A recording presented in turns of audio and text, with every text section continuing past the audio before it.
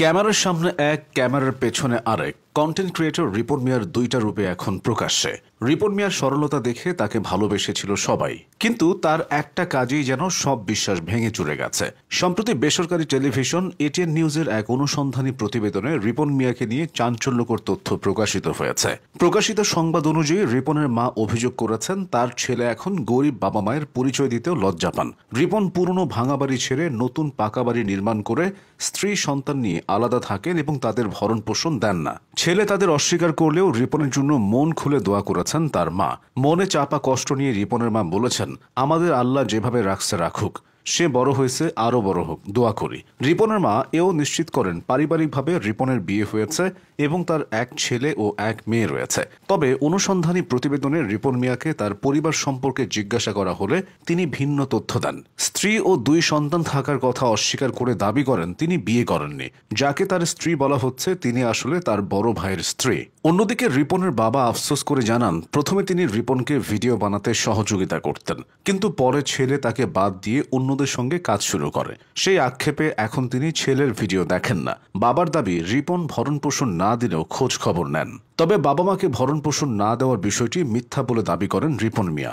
এর আগে তার নিজের ফেসবুক পেজে দেওয়া এক পোস্টে সাংবাদিকদের বিরুদ্ধে নানান অভিযোগ তুলে ধরে রিপন লিখেছিলেন, অনুমতি ছাড়া সাংবাদিকরা তার ঘরে প্রবেশ করে পরিবারের সদস্যদের ভিডিও করেছেন।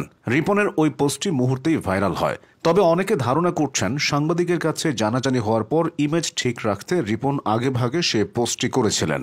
এদিকে অনুসন্ধানী প্রতিবেদনটা প্রকাশিত হওয়ার পর সামনে এসেছে রিপন ও তার মায়ের আবেগঘন মুহূর্ত, যেখানে দুজন দুজনকে জড়িয়ে ধরে কাঁদছেন। এটা দেখে কেউ কেউ বলছেন পরিবারের ভুল বোঝাবুঝিকে এভাবে সামনে আনা অথবা এত বড় করে দেখানো উচিত হয়নি। তবে সোশ্যাল মিডিয়ায় কাউকে দেখে তার সবটা বিশ্বাস করতে নেই এমনও মন্তব্য করছেন অনেকে। কাজী নিপু নামের একজন রিপন মিয়াকে নিয়ে তার অভিজ্ঞতা বিস্তারিতভাবে তুলে ধরেছেন। তিনি জানিয়েছেন 7 বছর আগে ভিগো ভিডিও নামে একটা অ্যাপ থেকে রিপনকে তিনি ফেসবুকে তুলে এনেছিলেন। কাজী নিপুর দাবি, স্ত্রী থাকার পরও রিপন মিয়া তখন কোনো একটা মেয়েকে নিয়ে ভিডিও বানাতো। সে তার পরিবারের খরচ ঠিকঠাকভাবে বহন করত না।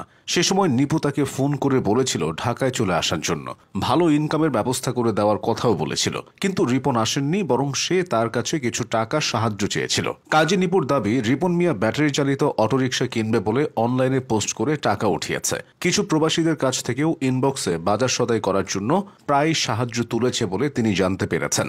বর্তমানে রিপনের অবস্থা যাই হোক, এসব তথ্য একেবারে উড়িয়ে দেওয়ার মতো নয়, কারণ একটা সময় তিনি দিন এনে দিন খেয়েছেন, পরিবার নিয়ে সীমাহীন কষ্ট করেছেন। বিশেষ করে করোনার সময় চরম দুর্দিনে পড়েন রিপন।